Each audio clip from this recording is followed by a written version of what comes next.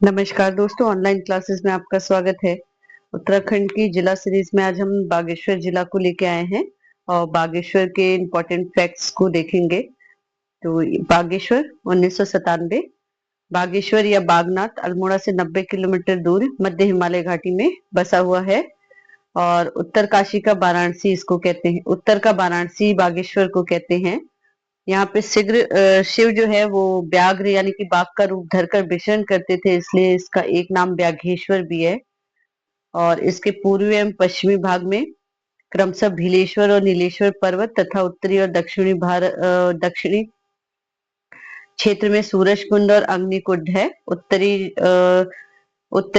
क्षेत्र में सूरज कुंड और दक्षिणी में अग्निकुंड है। सरयू, गोमती एवं अदृश्य सरस्वती नदियों के संगम पर ये बागेश्वर जो जिला है वो बसा हुआ है। ठीक है, जैसे यहाँ से सरयू आ रही है और यहाँ से गोमती आ रही है और बीच में क्या है, बागेश्वर शहर है। ठीक है, तो इसको छूने वाले जिले को देख लेते हैं। तो बागेश्वर यहाँ चमोली, पिथौरागढ़ और अल्मोड़ा 3 डिस्ट्रिक्टों को ये क्या करता है, छूता है। और बागेश्वर की जो स्थापना है वो कब हुई थी, 15 सितंबर 1997 को। और यहाँ पे देखिए एक पिंडारी ग्लेशियर है, कफनी ग्लेशियर है। पिंडारी ग्लेशियर कई बार एग्जाम में पूछा जा चुका है, तो इसे ध्यान रखिएगा कि ये बागेश्वर में है। और कफनी ग्लेशियर भी कहाँ है, बागेश्वर में। इसके अलावा यहाँ पे देखिए मैक्लोनी, सुंदर ढूंग, कपकोट, कांडा, बागेश्वर, बैजनाथ, गरुड़, कौसानी, पोथीन, देवरा, ये सारी यहाँ पे इम्पोर्टेंट जगह जगह हैं, यहाँ के बहुत महत्वपूर्ण क्षेत्र हैं। तो बागेश्वर की स्थापना 15 सितंबर 1997 को की गई थी और मानस खंड में गोमती और सरयू नदी के मध्य नीलगिरी यानी कि बागेश्वर की स्थिति का क्या है, वर्णन है। नील पर्वत को सर्वश्रेष्ठ मेरु पूर्वांचल के समान माना गया है। मानस खंड में सरयू को गंगा तथा गोमती को यमुना कहा गया है। 14 जनवरी 1921 ईस्वी में उत्तरायणी मेले के अवसर पर बद्रीदत्त पांडे और हरगोविंद पंत आदि के सहयोग से 40,000 प्रदर्शनकारियों ने कूली बेगार रजिस्टर सरयू नदी में बहाए गए और सरयू नदी के तट पर कूली बेगार प्रथा का क्या हो गया, अंत हो गया 1921 में, है ना। तो बद्रीदत्त पांडे और हरगोविंद पंत के सहयोग में जो जितने भी प्रदर्शनकारी थे वो कूली बेगार प्रथा का क्या कर रहे थे, अंत करने के लिए कह रहे थे। तो उन्होंने 1921 में क्या करा, सरयू नदी में सारे जितने भी रजिस्टर थे वो सारे बहा दिए थे। अब देखिए इसकी भौगोलिक स्थिति, तो इसका क्षेत्रफल 2246 वर्ग किलोमीटर है। मानस खंड के अनुसार चंद्रीस नामक शिवगण ने शिव के निवास हेतु सरयू और गोमती के मध्य स्थित नील पर्वत से सूर्य तीर्थ के ऊर्ध्व भाग में वर्णा और अग्नि तीर्थ के ऊपर असी तीर्थ की और इन दोनों के मध्य महाक्षेत्र यानी कि वाराणसी की क्या की, रचना की। इस प्रकार दूसरी वाराणसी की स्थापना होने पे भगवान शिव पार्वती सहित वहां पहुंचे और उपस्थित गणनायकों ने वणेश्वर नाम से शिव की स्तुति की। यही बागीश, वणेश्वर या बागेश्वर या बागनाथ शिव नाभि के रूप में भी जाना जाता है। तो बागनाथ जो मंदिर है 9वीं सदी में कत्यूरी शासक भूदेव के प्रस्तर शिलालेख से क्या होता है, प्राप्त होता है। बागेश्वर के जो प्रसिद्ध मंदिर हैं वो कौन कौन से हैं, तो देखते हैं। कोट भ्रामरी मंदिर बागेश्वर कत्यूरों की अधिष्ठात्री देवी थी। भद्रकाली मंदिर बागेश्वर में है। श्री हरि मंदिर, कमेड़ी देवी मंदिर, भीलेश्वर पर्वत का पर चंडिका मंदिर, बैजनाथ या फिर बागनाथ मंदिर, ये सारे कहाँ हैं, बागेश्वर में स्थित हैं। यहाँ के त्योहार और मेलों को देखते हैं।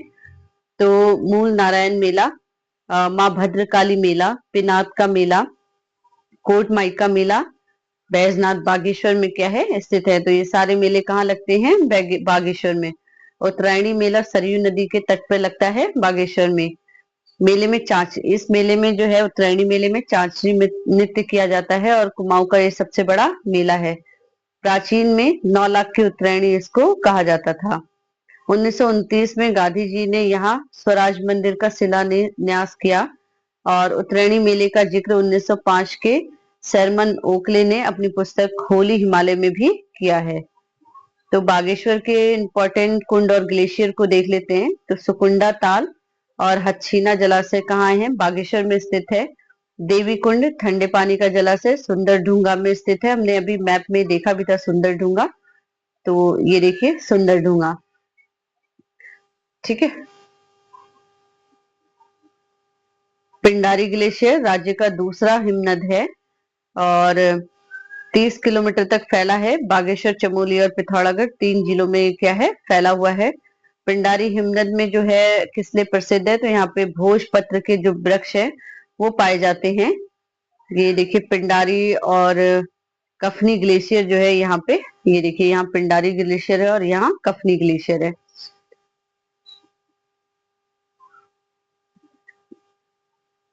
और पिंडारी जो ग्लेशियर है वो भोजपत्र के वृक्षों के लिए क्या है, प्रसिद्ध है। उसके बाद आता है कफनी, सुखराम, मैक्टोली और सुंदर ढंगी ग्लेशियर भी कहाँ स्थित है, बागेश्वर में। बागेश्वर जनपद के प्रमुख पर्यटन स्थल को देखते हैं तो पांडु स्थल, गढ़वाल व कुमाऊं की सीमा का एक रमणीक स्थल है।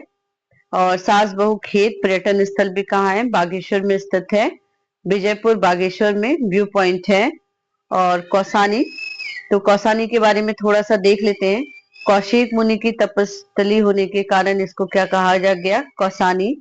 और पिंगनाथ पहाड़ी पे कौसानी स्थित है। पुराना नाम क्या था इसका, बलना। और जो है कौसानी की जो संस्थापक थे वो कौन थे, रैमजे। कुमाऊं का गहना कहा जाता है कौसानी को। भारत का स्विट्जरलैंड कहा जाता है कौसानी को।